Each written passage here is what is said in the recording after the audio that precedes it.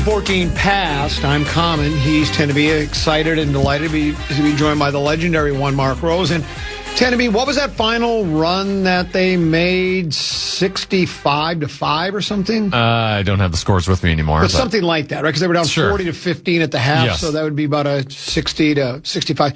The only bigger deficit I've seen recently was the Twins losing last night to the White Sox, 15-2. They're at it again today. And I texted you, yesterday you were kind of getting excited about the club a little bit. You were here, and then all of a sudden, look what happened. I don't think I was getting excited about the club. I was getting excited about the game I watched. But, never let that stop you from exaggerating a story. I think you kind of like the club. Well, no, I just said they've been a surprise, and I just said they're going to play well. Now they're back at it, and they had to replace their starting pitcher today because Reyes, is that the guy? Kid's name? They got so many pitchers I can't keep track of them. He had some sort of elbow issue, so Simeon Woods Richardson, who's been a disaster as a starter but much better in relief, was thrust into the role, and Twins are down 1-0 in the third against a much improved White Sox team before they go on to, I think, Pittsburgh this weekend. So, no, I mean, honestly, I didn't watch any sports.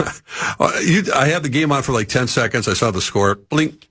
The hockey game, as you said, was over in the first period. Montreal, I don't know, they're way over their heads, and they made it as far as they possibly could, and Carolina's going to win that series. And so I started watching Nuremberg, the Netflix with Russell Crowe as Hermann Goring as the main character. So it's based on the true story, obviously. I didn't get through it all. It kind of muddles into a lot of chit chat. I was just kind of, I don't know. I just went to bed. I'm going to bed. Well, there's nothing wrong with going to bed. No, and trying to get sleep a lot earlier. I'm so used to still in my own mind, going to bed at midnight for years and years and years and years and years. Getting home from work at late at after CCO, and then staying up for another hour because I'm wired, and getting to bed at midnight. And man, I'm desperately. Obviously trying to, and you're a good source of that. If you're tired, go to sleep. I mean, you don't have to look at, don't have to look at the watch and go, it's only 10 o'clock or 9:30. I shouldn't go to bed because it's still kind of light out. No, if you're tired, go to bed. That's some good advice from Mark Rosen. There it is. Sleep expert, Mark Rosen. Well, I mean, I just ran into Meat Sauce in the hallway. Lucky, I had all the guys. Actually, good to see. I was chatting with him. It was good to see everybody. Poor Max. I said, what's the first thing you're going to do after you get the wires off? He goes, and he mentioned about 8 different ethnic restaurants he wants to hit right away. I mean, talk about thin. Oh my God. This is when you're eating eating your meal out of a straw for 6-7 weeks. Not much you can do to, and he wasn't a husky guy to be, and I like using that word husky. Why do you like using that word? What is it about the word husky? It's just, I don't know, one of those words that I think it was the connotation was, I don't want to say you're fat. So, husky. So husky. Weren't there like husky sizes in clothing stores? I think there were, yeah. It's an interesting word. I don't even know if it's used anymore. It's a breed of dog. Well, of course it is. But anyway, Max is just, as they say, literally chomping at the bit to, get those, man, that's tough. When you break your jaw like that. Oof. Speaking of, liking words, tend to be you've stepped up your game here during the Program Pastor Invitational. I like the blend of words. You've used some very difficult words, some not so difficult. It's a really nice blend. I think I really like the. No, I'm serious. That was challenging. There were a lot of challenging words where you go. Yeah, that's going to be a difficult one. And then you have a couple that, like court, you wouldn't think would be too difficult, but it took a couple of clues to get it. But I just wanted, because Rosen brought up words, and I just wanted to mention. I wanted to throw you a. No, it was good. It was impressive. I was listening in the car. So I don't know if it's a controversy, but now you had Kyler Murray say one thing about, we're talking questions and this is all good, and we're all for one for all, and then McCarthy basically said, well, it's like two other guys sitting on opposite sides of the classroom, and there are people trying to read the tea leaves there. What do you think? I never imagined after one kind of official day of OTAs that we would already be embroiled in something where we're supposed to pick sides of somehow that the detractors, and there are many of J.J. McCarthy, are already looking at, well, he's not a team guy, he's not this, he's not that. The dialogue's not going to change. This just in between now and when they open up against the Packers. I mean, I don't think there's anything that's going to happen. I mean, of course they both want. J.J. McCarthy, is probably more ready to be a starting quarterback in the NFL now than he absolutely was. And I blame that not on him. I blame that on the management or the head coach for pushing him into a situation that he clearly wasn't ready for. And we don't know where he's at right now. We'll find out a little bit more as training camp begins at the end of July, and maybe a few exhibition games. He might get involved in those, but Murray's going to start. I mean, barring anything unforeseen, injury-wise, whatever, he's going to start against the Packers. And it's not to say that, we've been down this road. Last time I looked, a guy named Sam Darnold, I think it was. Vikings signed him, came in here, was impressive, had one bad playoff game. They moved on. He moved on. He got a big, nice contract with Seattle. The Kyler Murray situation could be pretty similar. I mean, he's on a one-year deal. Arizona's paying him all the money. The Vikings are getting him for a dime. And he might be using this as a launching pad. He's still a young guy, 28, 29, for the future of his career. And so this may be a pit stop for him. Very well could end up being that he plays here 1 year, goes on to, bigger and better things, so to speak. McCarthy ends up being the starter a year from now.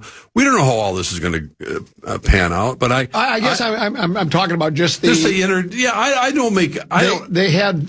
You're right. Two sort of different. Yeah, that's more. I think we know about the. I didn't read anything into it. Well, I did, and what I read into it was I think it's a kid that knows he's up against it. He was given the starting job when he first came here. He had a terrific fourth quarter against the Bears. Mm-hmm. He was NFC Offensive Player of the Week, and it would not be surprising if as he went to bed that night he's thinking, man, I'm picking up where I left off in high school and college, and this is what I am preordained to do. And then we had injuries and struggles, and all of a sudden the team that drafted you with the 10th round, number one, first round pick, 10th overall, they traded up to get you because let's face it, that means we think you're the franchise quarterback. Now we bring in another guy. And so I think Murray was more like doing company line kind of stuff. Hey, it's two guys who both want the best for the team. It was. And McCarthy, I think he was just telling how he really feels. He's like, and I read between those lines, I think he knows he's up against it already. I mean, he's going into his third year now, and he's had more failures than successes, and I think he was just being honest. It's two guys fighting for a job. That's what it is. I've been told that the job is up for grabs, though I don't know if it really is, but I think that's the right approach. The coaching staff has to say that. They can't go, kid, you're going to be riding the pine here and learn from Kyler Murray. So they keep his spirits up, or at least make him feel as though he is. And I guess if he was brilliant and Murray was terrible, they're both going to get time during preseason games. I don't think there's any question about that. I agree. McCarthy's reading the tea leaves. He's not stupid. He understands what's happening, and yet the competitiveness in him and the way he, from Michigan on, and then he gets some early starts, and it's like, I had a rough road. I had the injuries. I got illness, whatever it might be, ineffective play.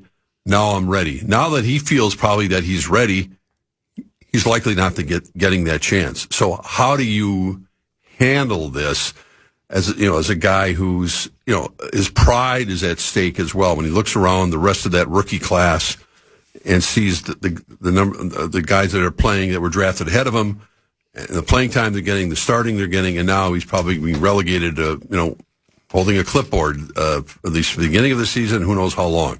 So yeah, you're right. The line itself was like, well, yeah, we're a couple guys in a room. I'm on one side, he's on another. Oh my God, it's so controversial. Well, almost as he was pouting. Some people are using it. I don't think he's pouting. I think he's just being honest. I agree. And I think he knows that his career is on the line here. If Murray is great and plays well, he's going to be banished to the bench. Then if he's banished to the bench, will he ever get an opportunity here in Minnesota again? If he doesn't get one here, a year or two will go by, then he goes to his next stop, and he's just getting further and further behind the eight ball. That's my point, though, about the whole Darnold comparison, that Kyler Murray very well might be looking at this, because the Vikings have to make, and this is way down the road. We just got first days of OTA. If the Vikings decide, okay, are we going to reinvest? Let's say Murray leads them to 2 playoff wins. Oh, well, I do that. The one difference there is Darnold was basically given up on. He had not performed well anywhere he went. Where Murray, he had some success. He went to 2 Pro Bowls. Yeah. He went to 2 Pro Bowls. He wasn't a bad quarterback. He wasn't. His situation, I think, is different from Darnold in that respect. That he had some success at the pro level. A lot Darnold of really hasn't. outside NFL people still look at Murray as going, he's too short. He's too this. Correct. He's too that. He doesn't. He throws in whatever. So I mean, I just think that it's a long time to have the same discussion between now and September 13th. Let's take a break. We'll come back. We got more to get to. The legendary one, Mark Rosen, along with Tennessee and Common Man, right here on the Fan.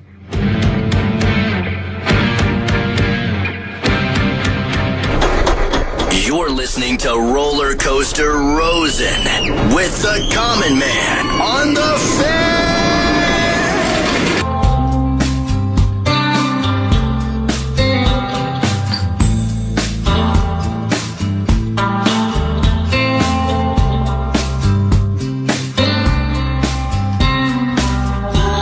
Double 13-14 pastime comedies tend to be Mark Rosen here as well.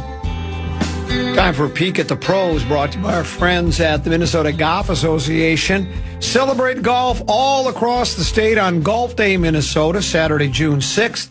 Presented by the Minnesota Golf Association. Tee it up at your favorite course or join the celebration at the Meadows at Mystic Lake, where golfers who book a tee time can enjoy exclusive on-course giveaways and special promotions all day long in recognition of Golf Day, Minnesota. Then keep the fun going at Launchpad Golf with giveaways happening throughout the day. Play Golf Minnesota and share your golf day using hashtag GolfDayMN.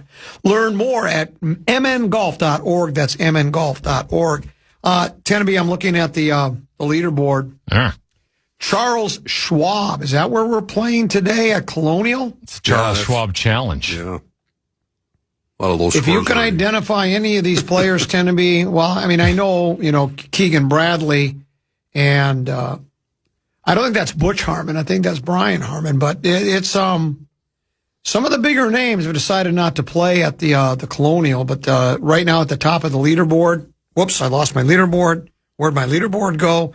I have it back. Ryan Gerard. Oh, no. Is at 600. Who? He's at 6 under par. He is tied for the lead with Andrew Putnam, which again, these names. He should change the spelling of his name to 2 T's. If you're going to be a golfer. Hold on again. Hold on. Keegan's at 5 under, so is Harmon. Castillo's at 5 under, and then there's a whole bunch of other players that. Eric Van Ruyen. Oh, local flavor. He's 5 under. Yeah, he played golf. He's 5 under through 9. He played. You think the Colonial's playing tough or not? Did you see last week? 30 under won the tournament. 30 under. And I was close to my prediction because during Tee to Green on Saturday, the leader at the time was 18 under. I said, well, that means he's on pace to shoot 36 under. I predict that to be the winning score. I was only 6 shots off. 30 under ended up. Remind me what the winning score has been at TPC when they've come to town. Around low 20s, 20, okay, not quite 22. Yeah, but still, it's not as I was in Dallas when that tournament was going on, and there's not a lot protecting. My sources tell me not a lot protecting that golf course. And then on top of that, they got storms right before the tournament started, so it's so soft. Yeah. So then they can those soft greens become much more receptive. Yeah. To they're throwing shots. darts. Yeah, they're throwing darts at that point. Big one tonight. Yeah. Spurs of San Antonio will be hosting the Oklahoma City Thunder, and whatever cliche you want to use, Mark Rosen, their backs against the wall. It's gut check time. There's no tomorrow. Win or go home. Well, in their case, they're already at home, so if they lose, they're already there. They don't have to go home. Correct. But I would expect, Tennessee said he expected a big performance out of San Antonio because they've played well at home. And, when it is gut check time, sometimes, you come out, you do the old, you get in the locker room, it's all for one and one for all kind of a thing. So I tend to agree. I think it'll go 7, but I still like OKC to face the New York Knickerbockers in the NBA Finals. I agree with that last statement. I do believe that OKC and is now as grizzled, if you want to use that term, with that young team, these battle tested. My feeling is that their coach and their players and their leadership. Listen, anything can happen in a Game 7, even going back home, and I don't. They obviously love to close this thing out tonight. It's taken a toll on them physically, injuries, and just trying to get maybe a little bit extra rest before they face the Knicks. So I think we're in for quite a battle. I know San Antonio's a slight favorite, and for good reason. Wemby was very quiet in the last game. A series low, 20 points, took only, I think, 15 shots. Then talked to reporters after the game. But you'll see San Antonio coming out, breathing fire, doing the things they have done at home and trying to make this a 7-game series, which most people felt it probably was going to be. But it's easier said than done that Wemby needs to take more than 15 shots. And, I think I was listening to Barrero yesterday or something. He brought up a really good point because Wemby is uber talented as he is, and literally the sky is the limit for what this kid can accomplish in his career. He doesn't have what you would call a go-to shot. He can shoot 3-pointers. He can take a couple mid-rangers. Obviously, he's devastating around the basket, which San Antonio, for some reason, failed to utilize him the other day. But when you think back in the NBA history and the history of big men, I think Barrero was talking about this, that no one was better than Kareem with that skyhook. It was a signature shot. No one could block it. No one could do anything about it.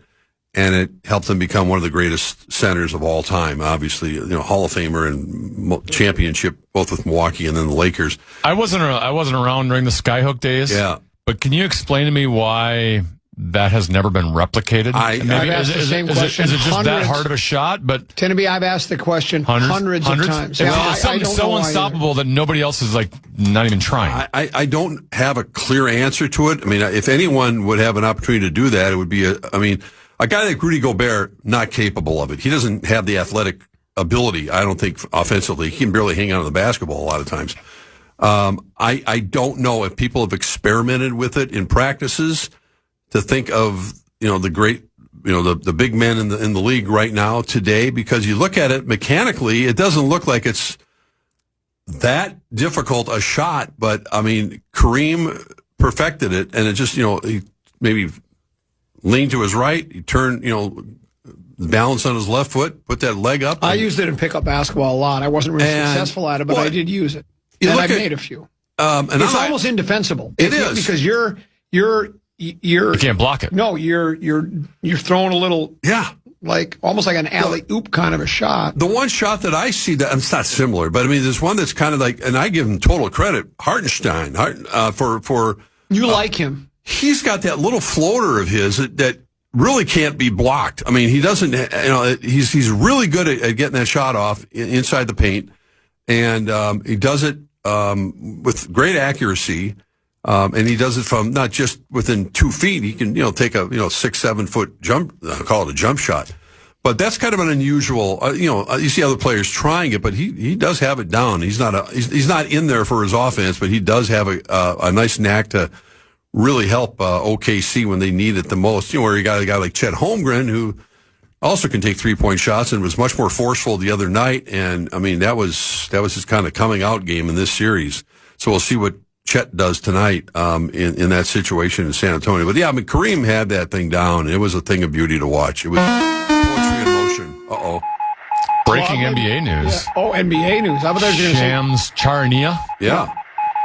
Says the NBA's Board of Governors has passed new anti-tanking rules that includes expanding the draft lottery from 14 to 16 teams, a relegation zone where the bottom 3 teams get penalized with lessened chances for the number 1 pick, and flattened odds, sources tell ESPN. So they already did that now before the series. They've already passed it. Wow.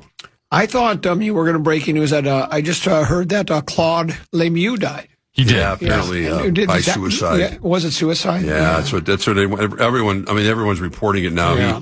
He was found a former, longtime hockey player.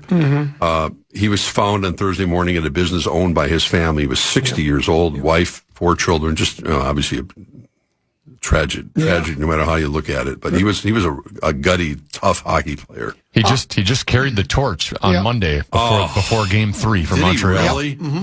Oh man, yeah, one of those names. I think part of the problem for Wembanyama has been, I think from what I've been told during the regular season, he's playing 30-ish minutes. Now he's playing 40-ish. Yeah. And I think the other teams are coming at him really hard, real physical with him. And I think a kid is still young, right? He's taking a toll on him. I think he's getting worn down a little bit. He looks like it. And I don't disagree with you one bit. And look, it's that line in the movie Airplane where, speaking of Kareem, he's sitting in the pilot seat, and the kid comes up to him, and he pretends he's not really who he is. And he grabs the kid by the collar and goes, "You try dragging Lanier up and down the court before I tell your old man."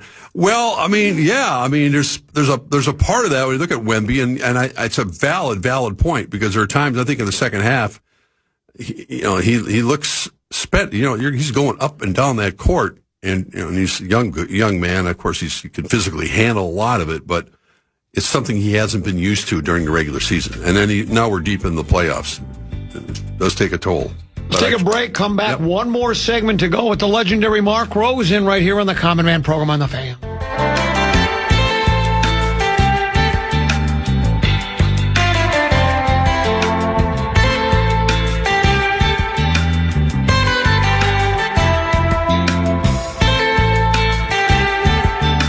It's Mark Rosen with the Common Man on the Fan.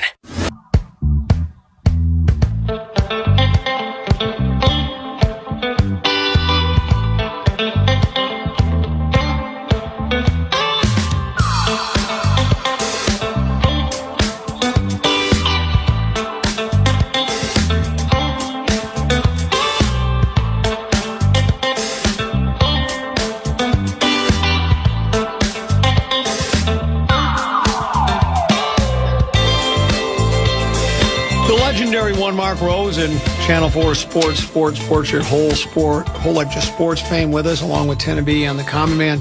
You said there was something interesting about the payroll? I'm talking about, Tanner was just talking about the NBA and tanking, et cetera. MLB, according to Bob Nightingale, but a few other reporters, we've been expecting and anticipating the real potential. There could be a lockout next year because the owners definitely want a salary cap. And you're talking Major League Baseball. Yes, yeah. Major League Baseball salary cap proposal is at $245 million. This is an interesting stat that Nightingale brought up, meaning that 8 clubs would have to reduce payroll by a combined $578 million. The Dodgers, Mets, Yankees, Blue Jays, Phillies, Red Sox, Padres, and Atlanta.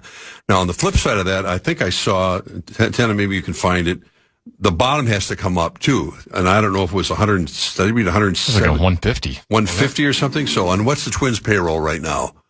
Is it 100 million? Yeah, so what I'm saying, and that's the key aspect of it. We all know that they want, the big market teams to reduce payroll to have to, but it's also important to recognize that it's going to force teams like Pittsburgh, the Twins, I guess the Athletics, a few other ones. Kansas City, Detroit, all the smaller market teams that come up. Yeah, right, correct. Force them to come up, which is a necessity if you want to have competitive balance that we see in many other sports. So we'll see how this is. I don't think the Players Association. They're going to turn their backs on. I understand it makes sense for competitive balance that you lower the high end and then raise lower the ceiling, raise the floor. But the players are going to say, well, no, if I can make X amount of dollars, so now you're eliminating those Carlos Correa contracts that people were on. They're going to be players. Not every player is going to make that kind of money, but if you are a union, it's all for one and one for all. You're going to say, well, yeah, but everybody's got that. It's available to everybody if you're a good enough player to make that large money. If somebody's willing to pay it, that's what we want to play. We don't want to put any cap on what I can earn. So, even though I think most people would say it's probably best for the competitive balance in the league. It could be now eventually. I think the owners probably. I don't know. I don't know the finance. If you own a team, by definition, you're very wealthy. So if you have to sit out for a long period of time, how much does that hurt you financially as compared to players who that's general? I mean, that's their job, that's their source of income. So how long could there be a stalemate? And I don't know how they answer this question, because a lot of these teams already have huge commitments for next year. It's not like all these players on these teams have signed 1-year deals. I'm just looking at some of the stats. Correct. Like the Dodgers have for next year already committed $325 million in payroll. The Mets, $294 million. Go down the list of the teams I just mentioned. The Yankees come down a little bit next year, but I don't know what are they going to do. Cut players? I mean, it's just, to me, it's going to be really difficult to get this thing solved by Players Association, the owners. And I understand why they're trying to do it, and that's probably why everyone's still been talking about the real likelihood of a lockout next year. But I don't know how this is all going to get fixed, as they say. It's interesting. Tend to be on back to what the reporting about the NBA and the anti-tanking policies. Could you read that again? What those? And I don't think that's in depth, right? It's just quick on a tweet. I think it's going to be a bit more complicated than what you read. But bottom 3 teams. Yeah, so it's going to kind of punish the teams with the 3 worst records. Okay. So they're going to 16 teams as opposed to 14 teams. So if you lose in those play-in games, you're now in the lottery. Okay. The play-in games that they have. Teams that are 4th through 10th in terms of worst records. So going back to what you say, to go from the 14 to 6. So that is because what they feel like is some teams aren't trying to get into that play-in game because what's the use? They're not very good anyway. Yeah. So they'd rather. So now they're saying, well, if you still try and make that play-in game, you're not going to be punished. So that's an incentive to continue to win, or at least to try to play. So the teams that are 4th through 10th in terms of worst record will have 3 lottery balls. The teams that are 1st through 3rd, the 3 worst records, will have 2 lottery balls.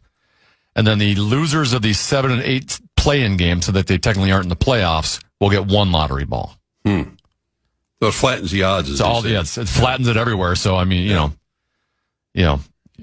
Well, it does make sense, in theory, to try to, prevent what we saw this year and the bottom feeders. Even looking at the teams that are playing right now, OKC's got all these number 1 draft picks. San Antonio drafted all these number 1 picks because they sucked for so many years, and they got themselves, and they drafted smartly.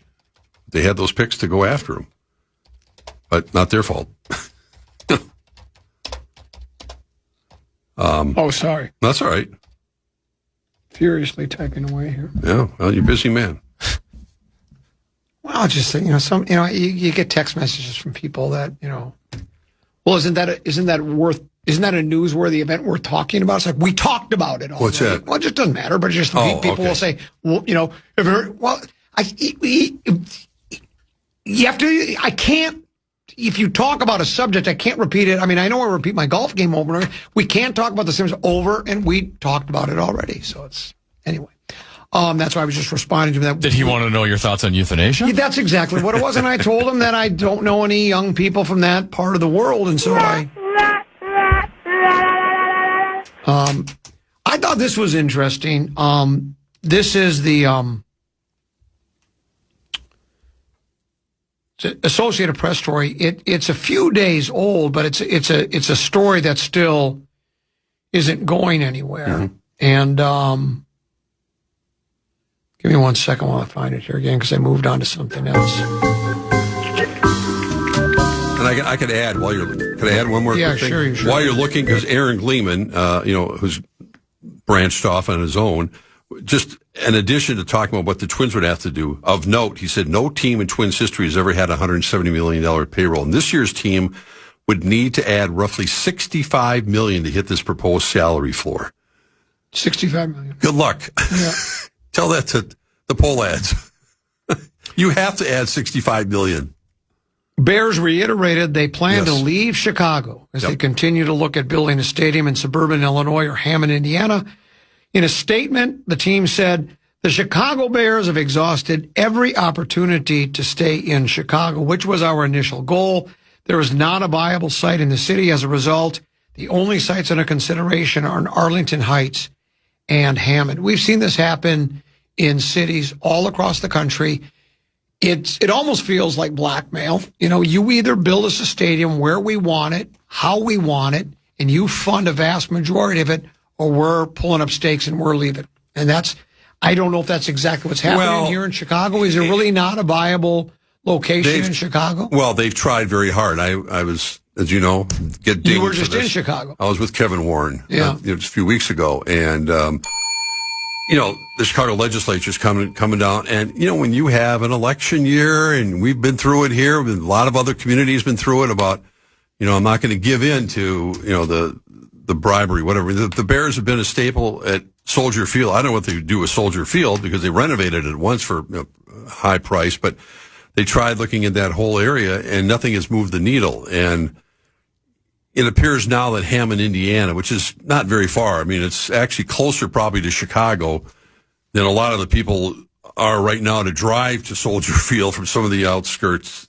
suburban areas. But they have the land out there. They have the resources. I think Illinois, my understanding is, without getting deep in the weeds, is that they would benefit a little bit from it as well financially. I don't know why. I mean, the specifics of all that, but I get the sense that Hammond, Indiana right now is the favorite to land the Bears. And I wouldn't, and I asked Kevin, when do you think this, he says, well, I think they're looking at 2030. I mean, as far as breaking ground, I mean, what are you going to do? We've been through this a million times. And the Bears we're talking about, Chicago Bears, the history of that team at Soldier Field. It's not right. Well, it doesn't seem like it, but a lot of turning their back on that city. That city has been those fans through thick and thin, and a lot more thin than thick. I'm sure the Bears are going to pony up a lot of money themselves. We understand what that's like, but I'm just saying these are tenuous times for people in the legislature, and I understand that. I don't have any dog in the fight, as they say. I don't know, but you will soon. What are you talking about? Your wife takes that job with the Bears. No, she's not going to Chicago. You're sure? I'm rather positive about it. Rather positive? Yes. See, that's why I'm rather positive. Not like, positive 100%. You were like... she, never the phone rings. Yeah. Right? Yeah, but you know what? I mean... No, we're not. Correct me if I'm wrong. It seems to me that I think the Viking Stadium was that split down the middle between the Wolves. The Wolves put up a big chunk of it. Yeah, I thought it was like it's if I remember correctly, it was close to 50-50. But, and correct me if I'm wrong here, the team still ends up with the better end of the deal because they can sell naming rights. Yes. So they get that chunk of change. U.S. Bank. They because they own part of it, they're getting not just from Viking games, but they also share. Do they not share in concerts and those? Or do they not? Is it only I don't Viking? think they get much of that money. I think it's the stadium. The commission gets most of the other revenue when they have everything from concerts to monster truck pulls or whatever you want to call it. They benefit a lot from. A lot of that money goes to them, not necessarily the Vikings. I think the suites might be a little different situation, but I honestly don't know about the suites. Well, that's why I'm wondering. It seems to me that that the ownership still ends up getting a better deal on it than the state or the city or the county. Well, I mean, look at the worth of. I mean, if you're talking about an NFL franchise in particular, I mean, they start printing money as soon as the ink is dried. I mean, if you go back to when Red McCombs ended up, with the team, and that whole thing with going on with Tom Clancy, he thought he had the team, and it's on how much the Vikings were purchased for, and compared to what they're worth today, and that's just. Every franchise, and the NFL continues to be printing money with all the networks they're signing up with, the European games, marketing. They got a stranglehold on all of this, playing almost every day of the week. It's never ending. And here we are. I mean, the duplication, the story we're talking about here even today, the J.J. McCarthy, situation with Murray is, in some way or another, is being duplicated in pretty much every NFL camp about one aspect of the team or another, whether it be injuries, players coming back, contract problems, personal issues, schedules, whatever it might be. The NFL never out of season, and we know that. And they'll continue to ride this wave until, somehow, some way will crash. And I don't know when that's going to happen, if it's going to happen. They got it. But yeah, the stadium thing is always going to be. U.S. Bank holds a 20-year naming rights agreement for the Minnesota Vikings Stadium in Minneapolis. Deal officially was announced June of 2015, runs for 20 years through the 2035 NFL season. Reported at roughly, the estimated value reported at roughly $220 million. Yeah. Think about it. Well, look at, I don't know what the naming rights were. A much different situation with going from XL to Grand Casino Arena in St. Paul. But when those naming rights come up for a bid again, U.S. Bank is going to, if they want to get back into the fold, as they say, they're going to have to pony up a lot more money than they did the first time. Enjoy it. I'll be kicking back somewhere. Chicago. Chicago. No, I'm not going to Chicago. See, look, he said probably, and then he corrected himself really quick. No. Very mysterious, Mark. Just visiting. Sending mixed messages here. Just very, very mysterious. No, we had really nice to see all our friends there a couple weeks ago. Oh. Nice people. You like Michigan Avenue, don't you? I never made it over there. We were on the west side. We were on the west side of town mostly. Kind of close, I guess, because we had dinner at this hotel with with some friends that work for Kevin, and Courtney Cronin, who works for, now is a rock star with ESPN, formerly from covering the Vikings, how she started here, and wonderful, just a really good time. But yeah, that was close enough to Michigan Avenue, but that we didn't stay there. No. Where are you off to next? Cold Spring. I have to get a lot of groceries tomorrow. I have to fill up my Yeti with a lot of groceries because, the story. I've chronicled it. Yeah, I have no idea where there's a grocery store. Not within 20 minutes. Well, that's why Kowalski's here I come tomorrow morning, where I head up there. You consider roughing it the Holiday Inn with a window open, don't you? I consider roughing it all the times I've spent in, I'm saying roughing it, but, the training camp years of staying at the various little places in Mankato, which I enjoyed. I look back on those days very fond, even though they were kind of tense at times. Common, not only am I a Packaroo, but I also live in Chicago. Hammond, Indiana would be an absolute disaster for this team. Yes, while it's closer, in quotes, to Chicago, a vast majority of Bears season ticket holders, 75%, live in the north or northwest suburbs. A stadium in Hammond would increase their commute immensely. Not only that, Hammond is surrounded by power plants and industrial slop. It's not cheap land. It's not a Garden of Eden, that is for sure. I know that area pretty well too. But Arlington is the other one, and they have either way, the Bears plan on, like the Wilfs have done in Eagan. When they built TCO out there wasn't much out there. And now you got, the hotels and apartment buildings and, the curling and, it's turned into a real kind of destination area out there. And I think there's more to come. And that's what, the Bears family, the house, they're going to do the same thing, in either place. And I thought Arlington would be a better shot at that, because of the track being closed and that area being seemingly more attractive to have all those extras up there. My high finance friend says they get 50% of the depreciation. I go, what does that mean? He says the stadium has a depreciation schedule. It can be used against income. I go, is that good for the Vikings? He says, it is for the Wilfs and the team's tax liability. Listen, those guys, they're that's real what I'm estate. saying. That's what I'm saying. No. The Bears are it's extortion. It's legal extortion. Here's what somebody says. I'm not disagreeing with that. He says, you're getting ripped. Me? Yeah, it says... I'm not taking a side. Wrong again, Mark. All NFL owners can easily play for their own stadiums. They choose different levels of extortion. Well, different levels I don't think there's extortion. ever been...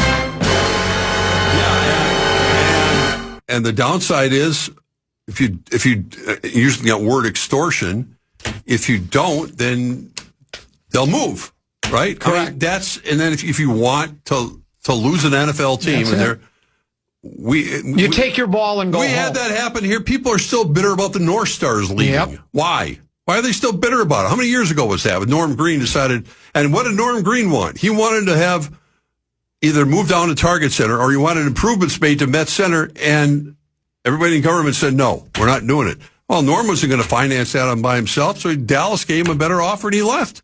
Are you still bitter about it? No. You're not at all. You're past it? Yeah. I am. You're still bitter about it? Yeah, because I'm a real hockey fan. Okay.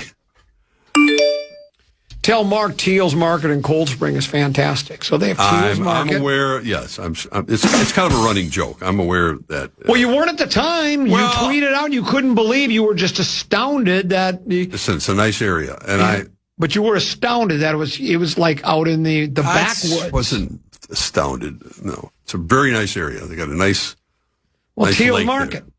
Okay. Well, yes. And St. Joe's is right there. St. Joe's is a great little town. I can't believe we're out of time. I want to do another hour with you. No, this is so much fun.